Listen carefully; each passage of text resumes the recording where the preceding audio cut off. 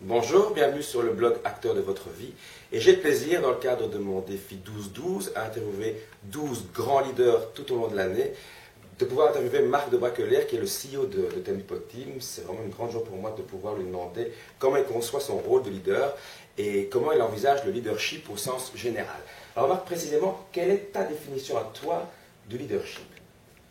Mais le leadership, pour moi, Fabien, c'est surtout d'être un chef d'équipe, c'est d'être en charge de toute une série de personnes compétentes, de niveaux différents, d'envergures différentes, qui se complémentarisent, et d'être celui qui va un peu animer toute cette équipe et faire sortir de cette équipe le meilleur de chaque élément individuellement pour en faire collectivement vraiment un très très beau résultat. Donc animateur d'équipe principalement. Oui. Bien entendu, un bon leader est aussi celui qui peut insuffler certaines idées, certains concepts, certaines visions, définir la mission, mais la base toujours être à l'écoute du client fondamentalement, savoir ce que l'on veut représenter sur un marché pour un certain type de clientèle, et de le faire avec son équipe. Et le leader, c'est de créer cette osmose entre tous ces différents éléments. Donc une osmose, et tu dis je suis un animateur, tu dis aussi je vais faire rejaillir le meilleur de chacun. Ça semble important pour toi, cet élément-là. C'est-à-dire qu'on peut être leader, mais il ne faut pas être leader seul. Hein.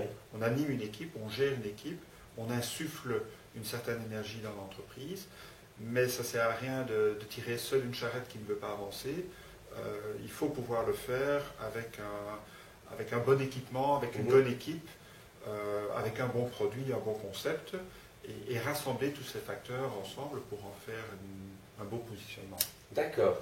Et de manière très concrète, pour être cet animateur-là, qui fédère tous ces gens très différents, si j'ai bien compris, quelle est ton attitude, toi, quand tu arrives au boulot, comment ça se caractérise, ton attitude de leader?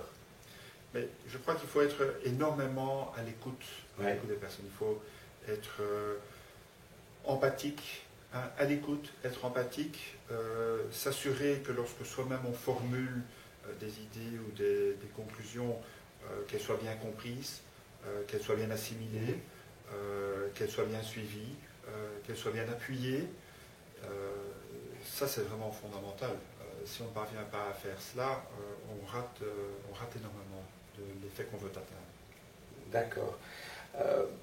On le sait, hein, la récession n'épargne pas des boîtes d'intérim comme la tienne. Bien au contraire, tu m'as déjà dit, on est les premiers touchés, on peut même anticiper une crise, on est les premiers à en détecter les signaux. Tu dois donc parfois prendre des décisions difficiles, je parle en termes de dégraissage par exemple. Comment on assume ça et comment on s'y prend pour dire des choses difficiles à son personnel? Mais je crois que d'abord, on ne dégraisse pas du personnel, on adapte sa structure. Ah, j'adore, c'est bien. On adapte sa structure. Il faut savoir que la société d'intérim ou la société de mise à disposition de personnel, par essence, est conjoncturelle. Ouais. Parce que nous offrons justement de la flexibilité aux sociétés. C'est notre métier. Et cette flexibilité, nous la leur offrons en période de décroissance, en période de croissance, de basse conjoncture, de haute conjoncture, de conjoncture stable. C'est notre métier. Et donc, comme c'est notre métier et que nous offrons ce service aux entreprises, eh bien, il faut d'abord aussi l'appliquer à notre propre structure. Donc, il est clair que lorsqu'il y a une basse conjoncture ou une conjoncture décroissante, eh bien, nous adaptons nous-mêmes notre propre structure. Et comme le milieu de l'intérim est conjoncturel et précurseur, nous ne sommes pas à l'origine d'une crise.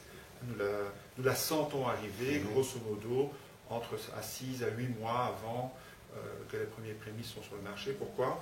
Parce que c'est au moment justement où les entreprises commencent à sentir des difficultés de vente, et c'est pas quand leur vente baisse déjà, c'est vraiment quand l'ordre de commande, le cahier de commande commence à être affecté, et que la production commence à s'altérer, et que personne ne s'en vante. Hein. C'est à ce moment-là que nous sentons les sociétés qui commencent à être très prudentes dans l'engagement, non pas de nouveaux intérimaires, mais dans le fait de fournir à des intérimaires un contrat à durée indéterminée. Donc en fait, notre chiffre d'affaires continue un peu à augmenter parce qu'ils engagent moins vite les intérimaires en leur donnant moins vite un contrat à durée indéterminée. Et ce n'est en fait que quand la crise apparaît que nous-mêmes avons une baisse de notre chiffre d'affaires. Pourquoi? Parce qu'à ce moment-là, non seulement ils n'offrent plus de contrats à durée indéterminée, mais aussi ils commencent à diminuer fortement le nombre de contrats intérimaires et bénéficier alors vraiment de la flexibilité que nous leur proposons. À l'inverse, quand les sociétés commencent à sentir le premier soubresaut au niveau du carnet de commande, parce que leurs stocks sont vides et qu'ils doivent commencer à reproduire, eh bien c'est à ce moment-là que nous sentons que la demande de personnel intérimaire commence un peu à recroître et que dans les 6, 7, 8 mois, il devrait y avoir une reprise qui soit formulée. Également au niveau continental, on remarque que les États-Unis sont toujours précurseurs aussi. Tout ce qui arrive là-bas, 6 à 8 mois après, en général, se ressent aussi en Europe. D'accord. Donc notre métier est de nous adapter très rapidement aux circonstances du marché. Cela signifie, pour revenir à ta question sur le dégraissage et comment on peut vivre sans tant cette entreprise, je crois qu'il faut être très honnête et très correct vis-à-vis de son personnel et pouvoir les informer très rapidement de quelles sont les mesures que nous prenons, d'un côté pour garantir l'emploi, mais de conserver la flexibilité au sein de notre entreprise. Et donc toutes les mesures possibles et imaginables, nous sommes les premiers à les appliquer, parce que le bon personnel, nous devons le garder à bord, même quand l'économie baisse, parce que quand l'économie reprend, c'est sur base de ce bon personnel qu'on redémarre. Et notre valeur ajoutée, notre réel apport, c'est notre propre personnel, qui sont les recruteurs et qui vont trouver les bons candidats de nos clients. Si nous n'avons pas cette bonne base-là, on a un gros problème pour le redémarrage après. D'accord, c'est très intéressant parce que les gens qui vont regarder cette interview sont peut-être des chefs d'entreprise, eux aussi confrontés à des adaptations de leur structure par rapport à une économie très changeante.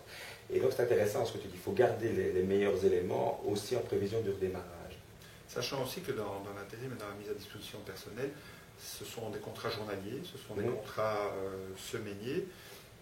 Ça veut dire que si pendant 1 ou 2 semaines on ne met pas le personnel à disposition, ben, on n'a pas le chiffre d'affaires non plus, donc pas de chiffre d'affaires, pas de marge, pas d'ébit, et donc le personnel, nos coûts en interne doivent aussi être adaptés.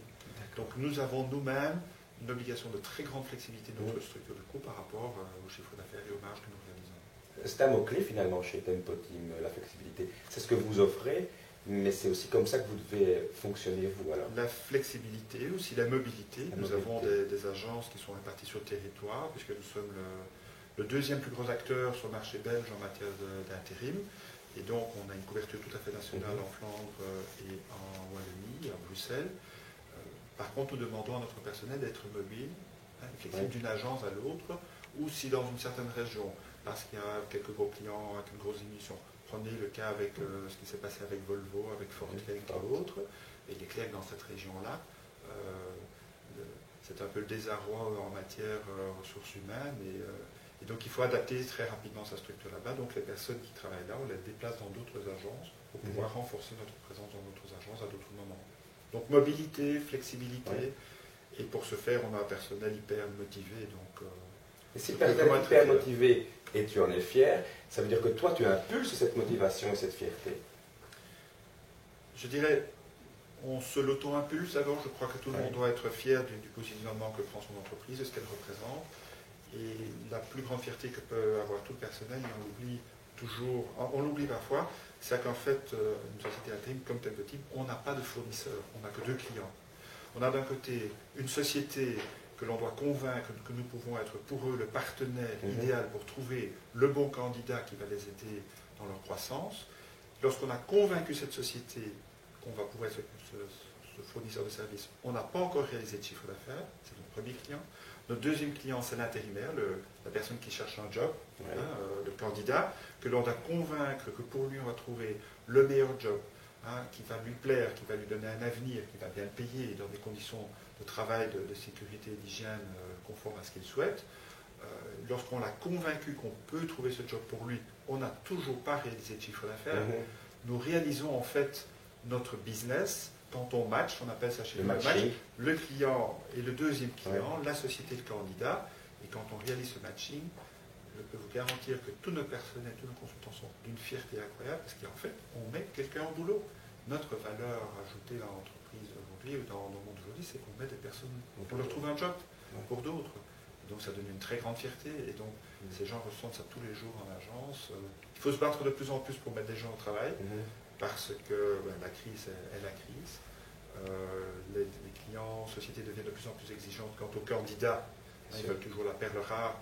Mais les candidats commencent aussi à devenir exigeants par rapport aux sociétés travail. Le 9 to 5 et le work-life balance, ce sont des mots que l'on connaît bien. Mais quand on trouve un job et quand on met quelqu'un au travail, les consultants, ça donne une satisfaction énorme. Donc c'est gai de travailler dans ce genre de société qui retire son temps de satisfaction du travail quotidien. On voit ton visage, parce que quand tu en parles, tu as un vrai sourire, un convaincu. vrai éclair dans le regard. C'est la passion, la passion chez tel petit. Oui, c'est aussi un mot important. Je suis content que tu l'emploies. Une dernière question, Marc. Quel est ou quels sont les leaders qui t'ont marqué toi dans ta vie en général, dans ta carrière en particulier, et pour quelles raisons?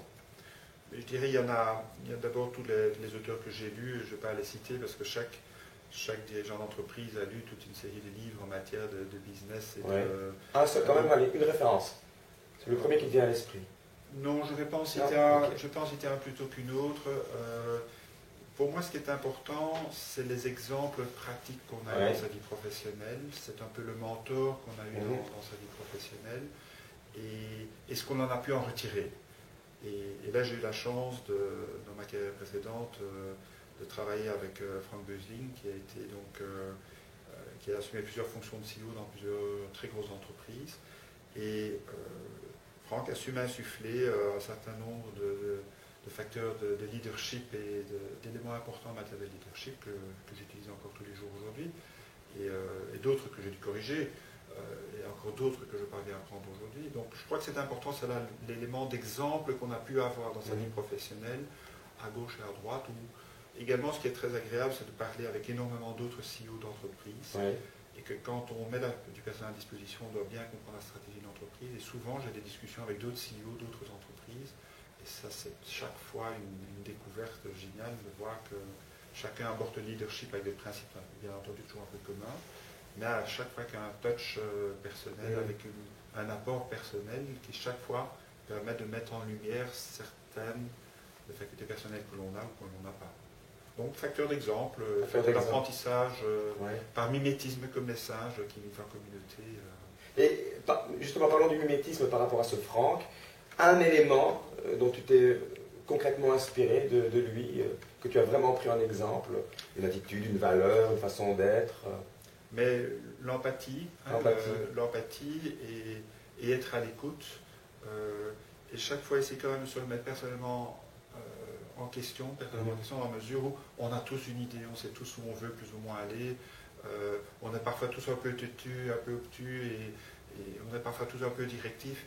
Mais lui avait cette faculté de quand même rester à l'écoute et d'oser remettre en question cette propre conviction pour voir s'il n'y aurait quand même pas mieux d'aborder encore d'une manière un peu différente et peut-être un peu plus convaincante et un peu plus treffante et obtenir ainsi des meilleurs résultats. Donc cette remise en question permanente, cette écoute, cette empathie, cette remise en question permanente.